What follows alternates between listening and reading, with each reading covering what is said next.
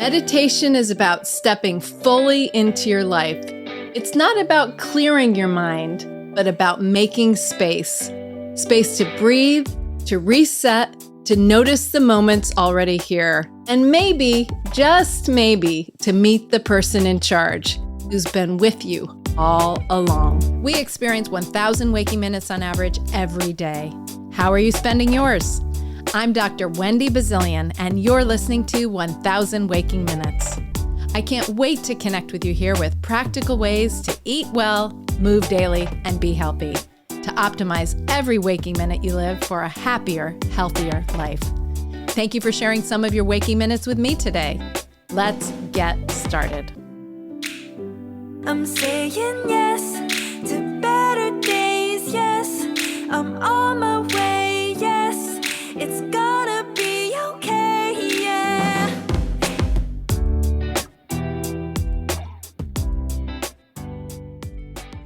Welcome back to 1,000 Waking Minutes, where we explore the small, powerful practices and choices we can make each day toward a healthier and more vibrant life.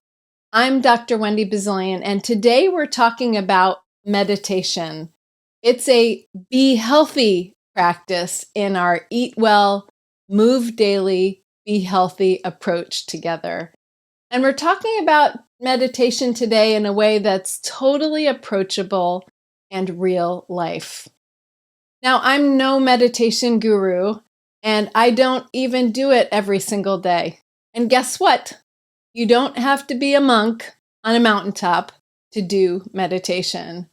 But today I want to talk about making meditation work for you, whether you're brand new to it or maybe already have some experience but are wanting to keep it simple or reset your practice. So I'll share a bit of my own journey, a little bit about what my nearly 6-year-old daughter is teaching me about mindfulness. Some, I think, fascinating research because I love science, plus have a short, easy meditation that we can do together, along with some practical tips that we can do and take into our lives anytime. Don't worry, this isn't about adding one more thing to your to-do list, but it really is about making space in your already busy lives in a way that can feel good and natural. Think about that, making space.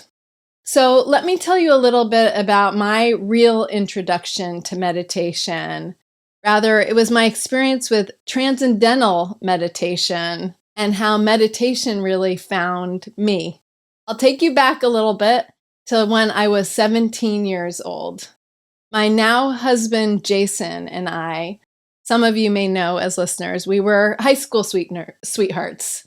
Rather camp sweethearts. That's why I stumbled there. We met in summer camp and we had been dating for a while. And he found this Transcendental Meditation, TM for short, class in Hartford, Connecticut, a little bit of a ways from where I grew up, about a 30-minute drive.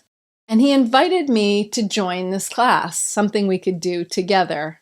Now, this was extracurricular for me. And it cost $75. I remember that so specifically, like it was yesterday. This was huge for me at the time because I paid for it myself, because if I was going to do it, I was going to be all in. And by the way, courses these days cost hundreds and even thousands of dollars for some transcendental meditation courses. But that was big money for me then. And I did have some jobs, so I babysat and I taught kids through the YMCA gymnastics. And I had even had a paper route, the Yankee Flyer, for anyone who grew up in my neighborhood and town.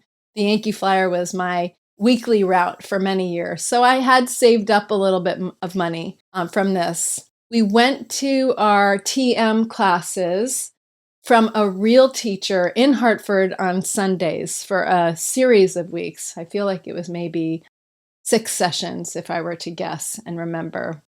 We were assigned our own mantras. And if there's one true secret between me and my husband, Jason, We have never shared our mantra with each other. That's probably the only secret that we have. And we started meditating together and with a group of strangers, mostly adults. I'd get up early before school to practice. In those days, occasionally, I was a bit of a procrastinator and I'd pull all-nighters sometimes or study hard and wee into the nights, and I'd still try to get up. And you know what? Sometimes it worked and sometimes it didn't.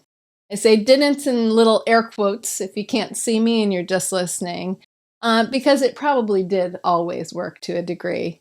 But it certainly planted a seed, and I kept on trying. So over the years, I've had many what I call seasons of meditation. Some days or some periods it's structured. Some times and days it's just a mindful pause while washing the dishes or waiting for someone or something. Sometimes it's moving and other times it's still. I've taken courses, I've read, I've also just winged it and tried things on. I always like to say I try it on to see how it fits. And this is the thing about it that I've learned. It doesn't have to look one way.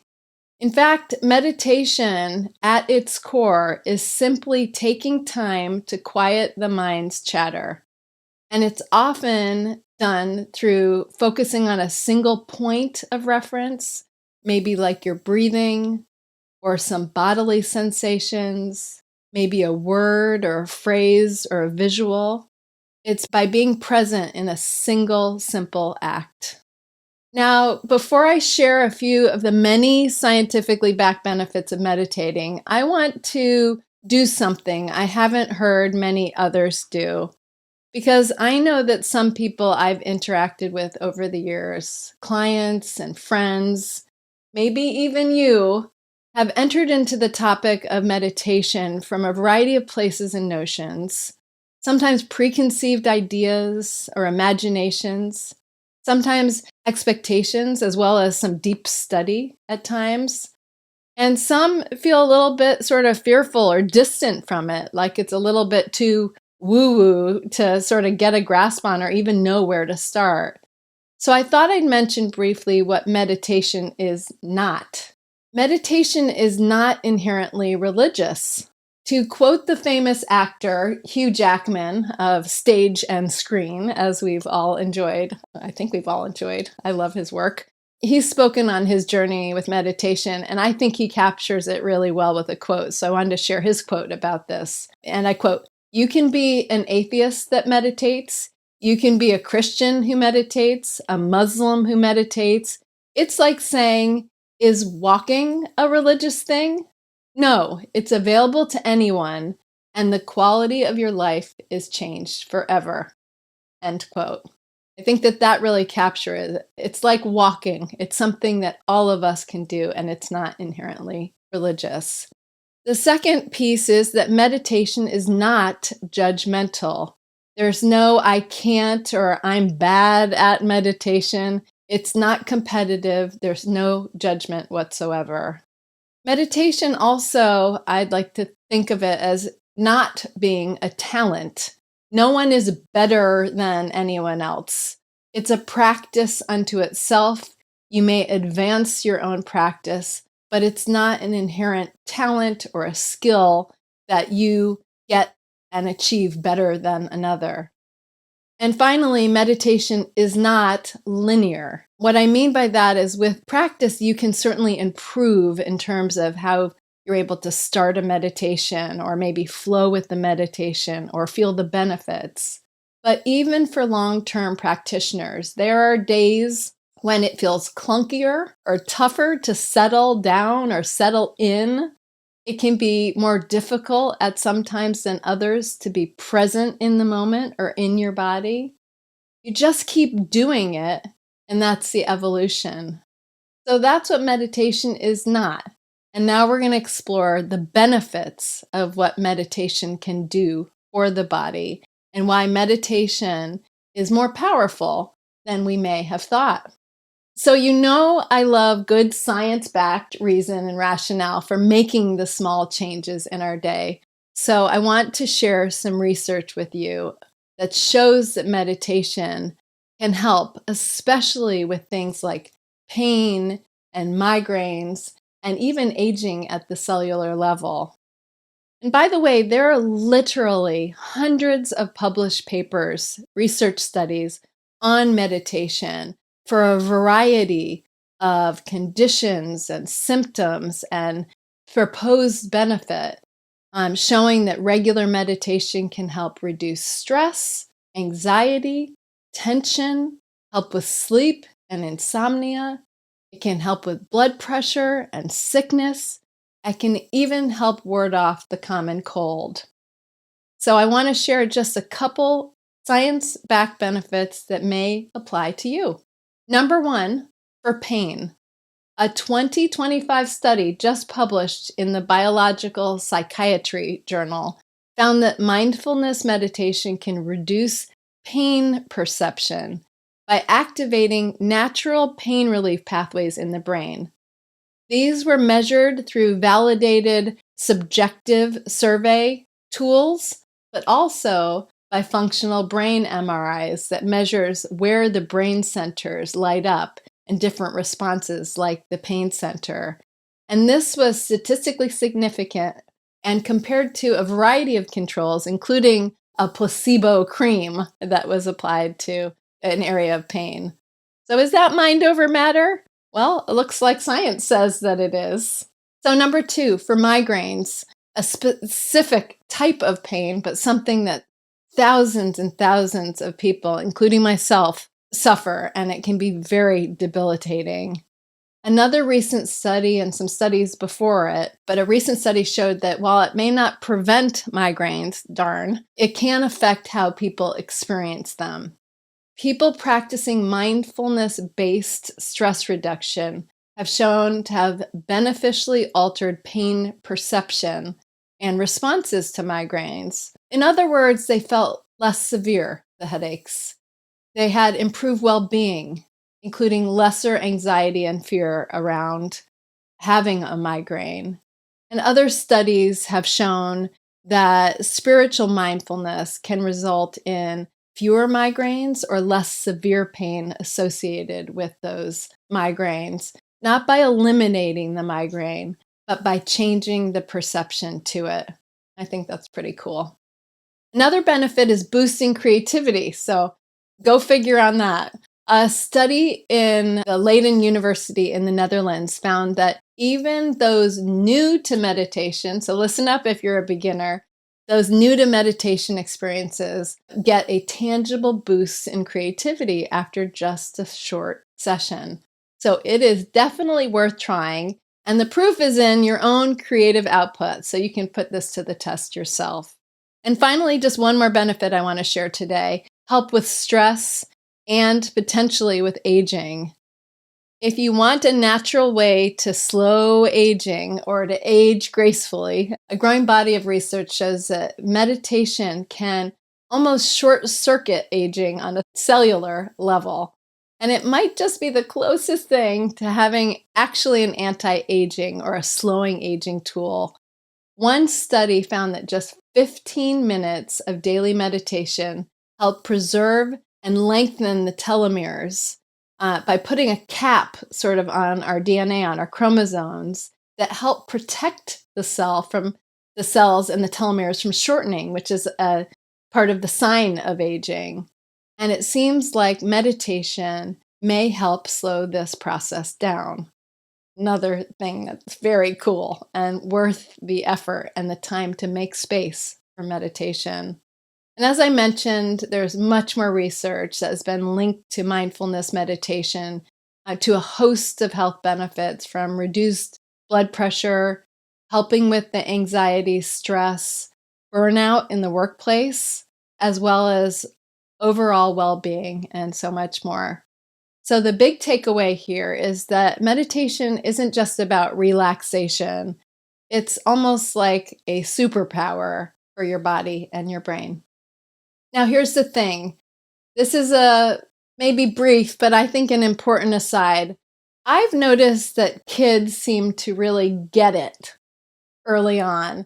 They have almost an innate ability to embrace and embody mindfulness and what I think are like certain meditative behaviors, especially if they're given the space to do so, and maybe if it's gently fostered along the way.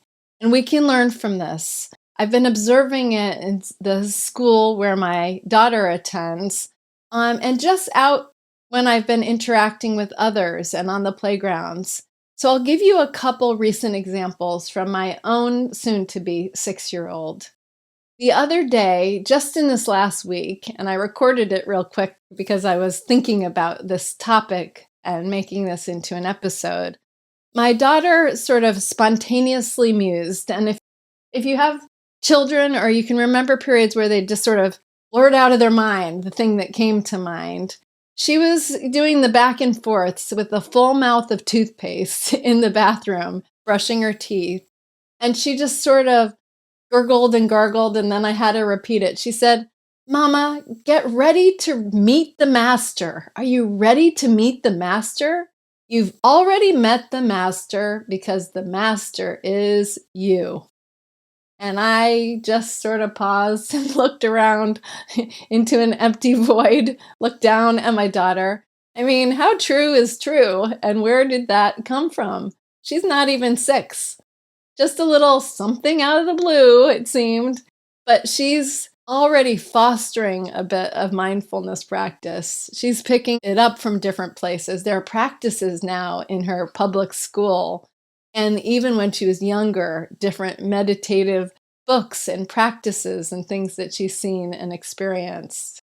And another one, when she's frustrated or when she sees me getting a little frustrated, which is something that we, all experience at times, she has this little ritual. And sometimes it changes a little bit. But again, I captured it the last time I heard it within the last week or so.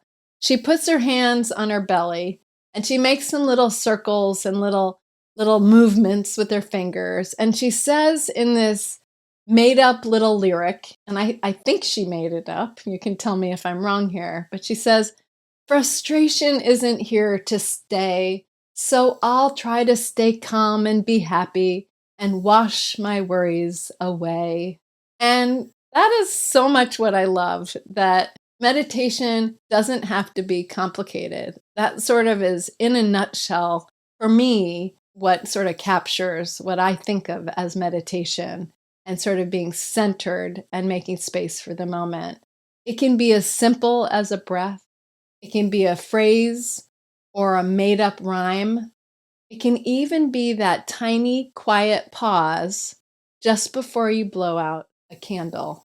Okay, so let's do something right now together. Usually we do a mindful minute together, and this one will take about 90 seconds, so it'll be a mindful minute and a half. But it's called something that I think you'll enjoy, and it's called the 5 Senses Mini Meditation. You can do it wherever you are, whether you're sitting or standing, even walking, you can do this mini meditation. Just 90 seconds, and you don't need anything fancy to prepare.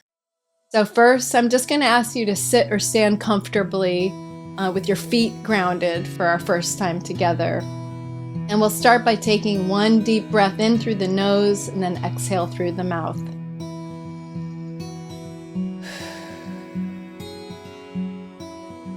Okay, now just follow along with the 5 senses. First is taste. If you have something near, like water or tea or coffee, take a sip right now. And if not, just notice the environment of your mouth right now. Notice the sensation. How does it feel on your tongue? What does your tongue feel like against the roof of your mouth? What's the temperature? Is there any texture? If you didn't have liquid right now, try this again later at various temperature fluids. Next, touch. Press your hands together, palm to palm, or one hand to another place on your body if you only have one hand free at the moment, like your torso or your leg. Press and release.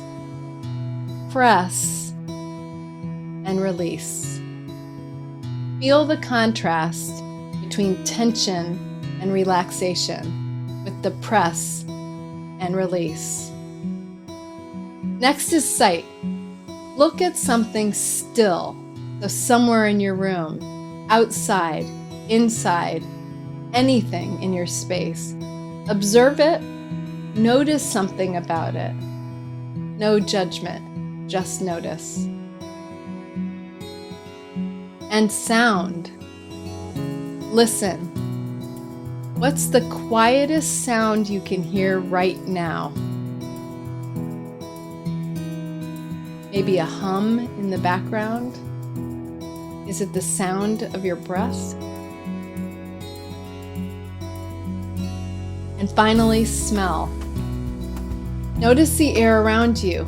If you have a candle, a coffee, an essential oil, food cooking on the stove, take a breath in and notice. If there's no strong scent, notice the neutrality of your air right now. That's it.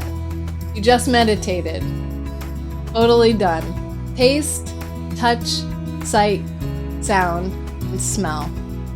A 5 senses mini meditation. Pretty simple, right? You brought attention to something, you made space for your senses, and this is something you can return to anytime you need a pause in your day. So that's it. That's our mindful minute and a half today. You can literally do this anytime. And the more often you take little pauses for this minute, more or less, the more naturally mindfulness and meditation will come to you. Thank you for sharing that mindful minute and a half with me today. Okay, so let's put this to practice this week and bring some meditation into your life. I invite you this week to try one small way to bring mindfulness into your everyday life. You don't need to carve out extra time. You just need to notice what's already there. So here are a few easy ways you can start. Try a morning moment. Before you grab your phone in the morning, take one deep breath. Just one. That's your mindful moment. And that can be your morning moment. Build up to or build into a certain number. Maybe you take 5 or 7 breaths or spend 1 minute. You can choose what your morning moment can be. Second, you could try a walking meditation. The next time you're walking to your car, through your home, outside, focus on your footsteps for just 10 seconds, or maybe 10 steps, or maybe 1 block. I will talk more about moving meditation in a future episode for sure. It can be extremely powerful in so many ways, but this is a simple walking meditation that you can do when you're walking, anytime. And a final tip, taking a mindful pause. Before your first sip of your coffee or tea, pause. Start saying pause to get you into the awareness. If you're visual, picture yourself pressing pause. Maybe it's on a remote, or I'm always thinking of my old school tape deck to press pause. Then, if you're holding your mug, feel the warmth of the cup in your hands, or the handle, or the coolness of the ceramic, whatever you're doing. Notice the aroma. Bring your senses to attention. That's mindfulness in action. You don't need to change your routine at all. You just add some awareness to what you're already doing. That's the kind of meditation and mindfulness I hope that I'm bringing to you today. Try one or a few of these this week and see how it feels to you. It just takes one moment to start seeing and bringing mindfulness into your everyday life. So let's briefly recap as we round out today's time together.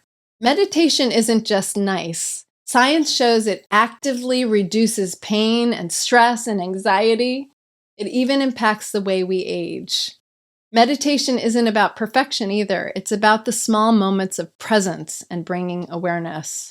And those kids, pay attention to those kids. They naturally know how to be mindful. We can learn from them, and we can also foster their ability to stay mindful, which will keep them resilient as they grow and age. Remember, you don't have to spend 30 minutes of meditation sitting with your eyes closed in a chair. Just a minute or two, even 10 seconds can make a real difference.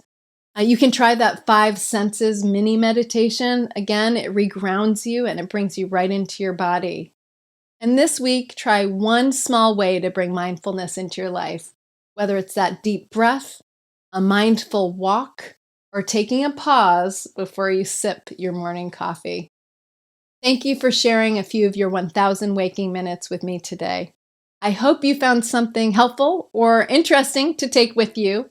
And if you enjoyed this episode, I'd love for you to share it with a friend or someone who might appreciate it. You can always find me at wendybazilian.com, and you can reach me directly at 1kwm@wendybazilian.com. I'd love to hear from you. And if you haven't already, please be sure to subscribe wherever you listen to your podcast so you can stay in touch and not miss what's coming next. I'm very grateful for your support. Well, until next time, find those little moments for some meaningful meditation and be well. Thank you for tuning in to 1,000 Waking Minutes. A huge thank you to our amazing collaborators, including our production and marketing teams, and Gabriela Escalante in particular. To the ultra-talented Beza for my theme music, my lifelong friend and artist, Pearl Price Photography and Design, to Daniel Ballantyne, Jen Nguyen, Joanna Powell, and of course my family, and everyone working tirelessly behind the scenes. And to you, our valued listeners, I so appreciate your support. If you enjoyed today's episode, please consider leaving a comment, writing a review, and giving 1,000 Waking Minutes, that's us, a 5-star rating. And please hit subscribe on Apple Podcasts, Spotify, or wherever you enjoy your podcasts. Please follow and stay connected at wendybazilian.com. And don't forget to share with your friends. Your support helps us grow and bring you more great content. Until next time, find some simple opportunities to optimize those 1,000 waking minutes each day.